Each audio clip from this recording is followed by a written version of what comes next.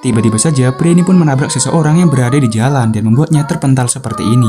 Pria itu lalu turun dari mobilnya dan memeriksanya apakah ia masih hidup atau tidak, dan ternyata pria itu sudah mati. Dan dikarenakan ia merasa takut, akhirnya ia pun pergi dari tempat itu. Singkat cerita, kini pria itu sudah berada di rumah dan ia mencuci baju yang sebelumnya terkena darah. Tak lama kemudian ayahnya ini pulang dan ia menanyai apa yang sedang terjadi. Pada akhirnya ia pun jujur kepada ayahnya itu dan ia berkata kalau ia menabrak seseorang hingga tewas. Ia juga berniat untuk menyerahkan dirinya ke kantor polisi. Ketika ayahnya ini berada di kantor polisi, ia pun melihat ada seseorang yang sedang menangis dikarenakan anaknya tewas tertabrak. Melihat hal itu, ayahnya kemudian kembali dan berkata kalau ia tidak jadi melaporkannya. Saat berada di dalam mobil, ayahnya menjelaskan kalau anak yang ditabrak ternyata anak dari seorang gangster yang paling berbahaya. Singkat cerita, setelah berada di rumah, ia pun melihat ada siaran berita di mana orang tuanya berjanji akan menemukan siapapun yang membunuh anaknya itu. Melihat hal itu, ia pun langsung bergegas untuk membersihkan mobilnya itu dari bercak darah dan juga mengganti plat nomor. Buat yang pernah nonton,